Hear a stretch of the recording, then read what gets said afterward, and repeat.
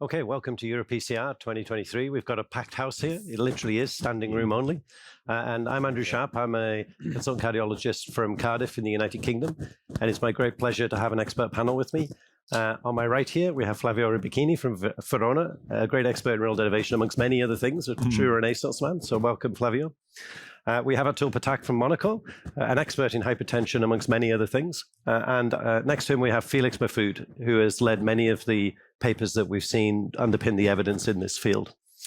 We will be joined by Professor Bruno shortly, and I'll introduce her when she is here. So first of all, what we're going to do is just talk about the session objectives. This is going to be quite short, and then we can get into the meat of things. These are my conflicts of interest. Okay, so most importantly, hypertension is the #1 cause of death worldwide, the #1 avoidable cause of death.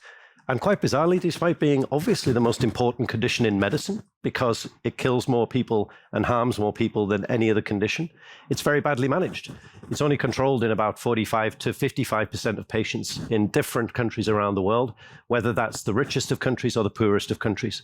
And that's why all of us are in this space, because we need new treatments. We're not getting rid of the old ones. We're saying we need new ones to come on top. So World Hypertension Day is about trying to get the message out, because there are many physicians who don't realize that if you reduce blood pressure by 2 millimeters of mercury, you reduce the risk of stroke by 10%. And I guarantee there'll be half of this audience who thinks, no, that's not right. But that's been proven in a meta-analysis from Lewington and the Lancet. Blood pressure reduction is an enormously powerful thing, and we've got to get the message out. So if you scan that QR code, and then you either like, share, or comment on the article, Medtronic's deep pockets are going to fund the International Society of Hypertension to try and get the message out, to try and spread good hypertension care around the world.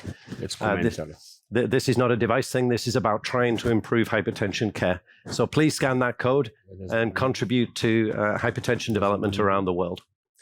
And as I mentioned, it is extraordinary. When you think about the force and the power that the world brought to bear against COVID, a condition with a fatality rate of around 2%. That killed about 1 million people in 2020, maybe 1.5 million on death certificates, and then in total about 3 million people. That's how many are dying from hypertension every year.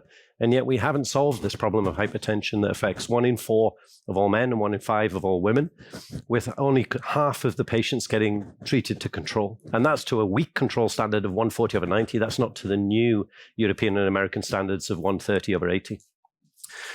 So we're here to talk about devices. We have changed almost everything in this procedure, and our re-understanding of this space in the last 10 years has been enormous. And so what we're talking about here is what some people call the comeback kid, a technology that started off as a relatively simple procedure with limited anatomical understanding. We've now enriched our understanding to realize that the renal sympathetic nerves are wrapping around the bifurcation and the first order branches of the renal artery. Previously, we had a single point catheter. We focused on the ostium. Now we're focusing around the bifurcation and more distally. And we're able to now show in several sham control trials with different technologies that we have a device that is proven to lower blood pressure. And I think that's crossing a Rubicon. That is taking us forward into a new era of hypertension care. So much so that we've got 2 new consensus documents in the last 2 years, one from the European Society of Hypertension and one from the European Council on Hypertension in association with the APCI who run this conference, showing that everything has moved on. There was rightful skepticism in the 2010 decade. Now we've got 6 positive sham control trials, 2 technologies, and there's acceptance that this now has a role. And these 2 consensus papers emphasize that this should now be considered as part of mainstream management of hypertension care, in addition to pharmacology and in addition to lifestyle, both of which remain critical in the management of hypertension. Okay, so what I'm going to do is I'm going to let Felix expand more on what we talked about the devices and the results that we've got. Felix, if you wouldn't mind taking the podium. Thank you very much, Andrew, and good afternoon. It's a great pleasure to review the evidence on efficacy, durability, and safety of radiofrequency renal denervation in the next couple of minutes. These are my potential conflicts of interest. Well, I think it's important to recognize what has been accomplished in the field of renal denervation. We have a lot of evidence aggregated in the past few months and years about the safety and durability of renal denervation. And you see it here. So after the publication of HTN3, colleagues from the United States and from Europe designed new randomized sham-controlled trials. And it all started with a Spyral HTN off-med pilot study, so a trial in patients who were not receiving any concomitant antihypertensive medication. We expanded this by an on-med study where patients on 1, 2, or 3 drugs were included. And then we have a pivotal study, which is important to recognize too. The whole program was designed to confirm the blood pressure lowering in patients not taking any antihypertensive drugs. And indeed, this is considered the US FDA pivotal study. And there is a Spyral HTN on-med full cohort, which I will discuss with you in the next few slides. Of note, and this is particularly relevant when it comes to safety of renal denervation, we have also to acknowledge that we performed more than 20,000 procedures with the Spyral system now around the world. And this speaks to its safety, but also speaks to its utility in clinical practice. I shared it already. We have different studies, different trials. All of them were designed and powered for efficacy endpoints, for safety, first and foremost. And you can see here again that the off-med study, the pivotal study, was conducted in patients not receiving any antihypertensive medication. The prospective on-med trial used renal denervation in patients treated with antihypertensive medication. And we have an important data source, which is the Global Simplicity Registry, where more than 3,300 patients are included now. And this is being used for long-term assessment of renal denervation's safety and efficacy. So this slide here is a high-level summary of the major outcomes for 24-hour systolic blood pressure, as shown here in the different studies of MedPilot, where you can see and appreciate very nicely that indeed the renal denervation group had a larger fall in blood pressure than the sham group for 24-hour systolic, but also for office blood pressure. We expanded this into the off-med pivotal study, again, which is submitted to the US FDA, 4.7 millimeters of mercury here in 24-hour systolic, 9.2 in office diastolic. We had an on-med pilot study in patients on antihypertensive medication, which kind of duplicated the results we had seen in the presence of antihypertensive medication, 9 millimeter fall in blood pressure in the 24-hour blood pressure, and here 9.4 in the office. And then there's a kind of outlier, which is shown here on the right-hand side, which is the on-med full cohort. So an extension to the pilot trial where more patients were included from different centers, particularly in the United States and in Europe. And you can see that the denervation effect was pretty much the same. Here, 6.5, 9.9. But what is larger than expected, significantly larger than what we expected, is the sham drop here in patients treated in this study. And I think it's important to discuss that in more detail. So it's not the renal denervation effect that we were concerned about, but the sham effect that was larger again than expected. So what's the cause for this sham drop? And thanks to toxicological analysis, we know what patients were doing in this study. Unlike in HTN3, where we did not systematically assess adherence to medication, you can nicely see that patients treated with sham with an invasive placebo in this study had an uptitration in medication. It increased from 3 to 3.5, which was significant, and medication in the renal denervation group remained stable. And this may be the most relevant observation explaining the larger than expected sham effect. And again, looking more in detail into what happened in this study, I think it's also important to acknowledge that there are differences in patient care around the world. And when you look into this subgroup analysis now, you can also appreciate that obviously outside the United States, like in Europe, where we are, a 7.4 millimeter mercury was the drop following denervation, an eligible sham effect, 2.6. The difference here was statistically significant. When you then look into US patients, US Black patients, self-identified as Black, you can appreciate that something went wrong in these patients in terms of medication escalation. So we had a significantly larger sham drop than the renal denervation drop. 8.7 millimeters of mercury was the fall observed in sham. So it's not that this technology is not working. Indeed, it suggests that there were up and down titration, particularly intensification of antihypertensive medication in US Black Americans. We know that antihypertensive drugs can provide bias to any study. It can confound the outcomes, which is why we have run these off-med studies, and which is why we believe it is the pivotal study to look into patients who are not receiving any concomitant antihypertensive medication. That's the purest population you can think of. When you look into these patients here in the absence of medication, so we confirmed by toxicological analysis that they were not treated. There is an hour-by-hour larger fall in patients receiving denervation as to sham patients. And that speaks to the efficacy of this procedure in the absence of drugs.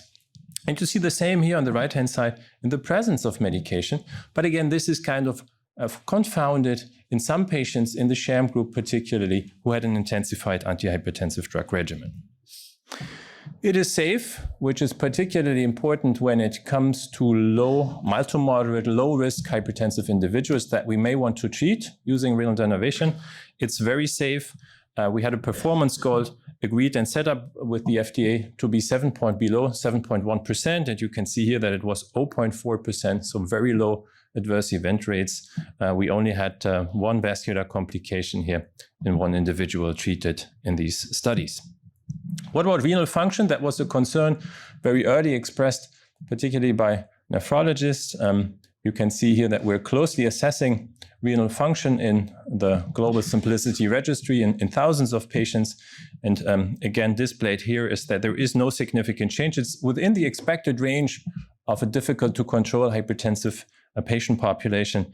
Renal function remains stable, and particularly looking here, into patients who had a CKD at baseline, KDIGO stage 3, so eGFR below 60, you can see that there is no significant drop observed in eGFR. How long are these blood pressure drops persisting, sustaining? That's an important question. Is there reinnervation occurring? And I guess these data here speak for themselves by showing that out to 3 years, there's a significant larger reduction in patients treated with renal denervation as compared to sham-treated patients. And now we're seeing the drops that we want to see. Indeed, long-term, when we manage these complicated patients, we're talking here about 19 millimeters of mercury and 24-hour systolic blood pressure.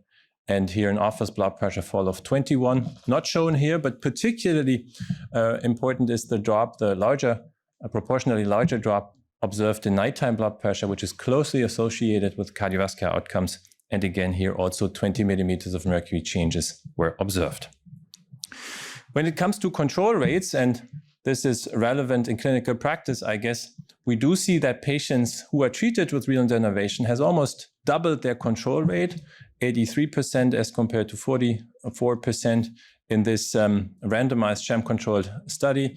Indeed, I'm talking here about the Spyral HTN OnMed pilot study, where we graded a systolic blood pressure below 140 in 24 hours as a control, and this was twice as high in patients receiving renal denervation as compared to sham treatment.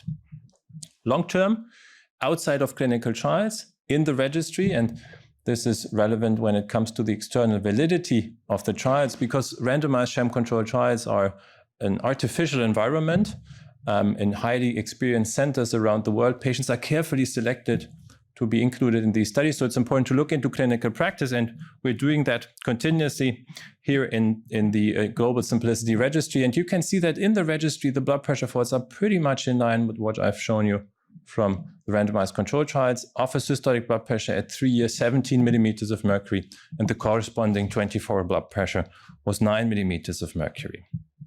A question that is very frequently asked relates to medication in clinical practice, and I'm sure we will discuss that during the session later on. Which patients should be treated with renal denervation in clinical practice? I guess most commonly patients on multiple medication will be treated, and you can see here indeed that we looked in the Global Simplicity on whether the background, the intensification of the background antihypertensive drug regimen has an effect on blood pressure.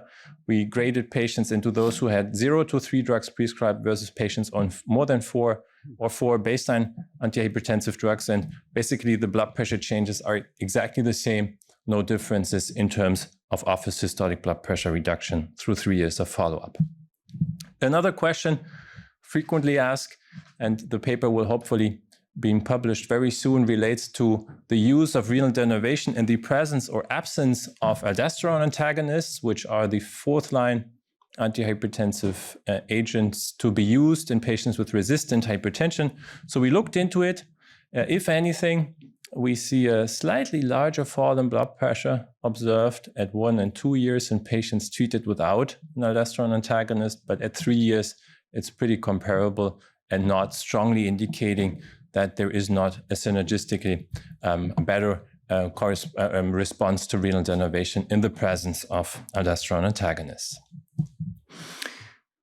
Again, it's not one study, it's multiple studies, it's multiple registries. This slide here depicts the 3-year and 5-year outcomes of registries carried out around the world, not only in Europe, but also in Asia and in Russia. We do see significant falls, a long term, out to 5 years. And in that aspect, I guess the longest follow-up should also be discussed, which is a study out of Australia and a German study carried out at our institution, where we looked into the very long-term outcomes. Marcus group here, 9 years.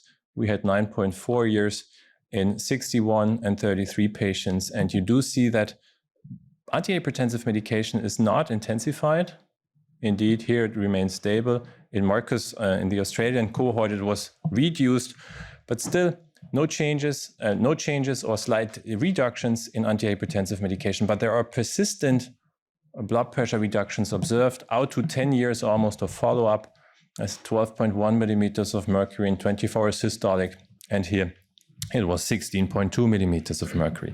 So in conclusion, ladies and gentlemen, I think the data clearly shows that there is a significant blood pressure reduction observed in both following renal denervation, in patients with and without concomitant antihypertensive medication. It appears to be always on. I've shown you the plot actually where you see that hour by hour following denervation, blood pressure is lower.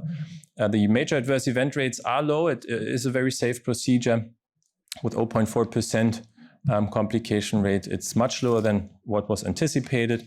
And we have shown that this procedure lowers blood pressure, not only short-term, not only mid-term, but also long-term, which is particularly relevant. And out to 3 years in randomized sham-controlled trials, out to 10 years in registries, there were significant reductions in blood pressure. With that, I thank you very much for your attention and look forward to your questions. Thank you. Sit down. So thank you, Felix. Welcome to Professor Bruno from Paris, hypertension expert. So thank you for joining us. I think what we're going to do now is we're going to start discussing some topics. We welcome questions from the audience. They can either be delivered via the app to Atul, who's handling the iPad now, who will see your questions, or you can just put your hand up or come to the microphone. Hopefully we'll have a roving microphone somewhere that can hear your voice.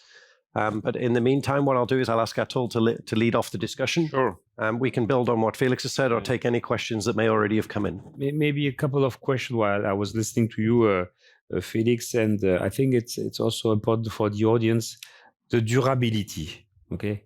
Because how do you explain first the feeling that there is an amplification of the effect? So when you look at your figure, you have the feeling that blood pressure is getting lower and lower, and by opposition, do you believe there are some reason to think that there could be regrowth, and there could be some patient where you will see blood pressure increasing, and then because we are playing with nerves. So two questions. First, the durability of effect. How do you explain this auto-amplification? And second, if you have any thoughts about growth after the procedure. So scientifically, the question is not well answered. We have 3 hypotheses being proposed. One is an interaction with the renin-angiotensin system. We know that renal denervation lowers plasma renin activity. It reduces aldosterone concentrations, and it's likely that there is an interaction between the antihypertensive drugs and the modulation of the RAS system. Number 2, we know that denervation has an effect on total peripheral resistance. So remodeling of a stiff vasculature may take some time to lower blood pressure. And thirdly, there is preclinical data indicating that there is a reset of the barrel reflex, central barrel reflex, and this indeed may trigger a more prolonged effect, a sustained effect, progressive effect on blood pressure. Okay, so 3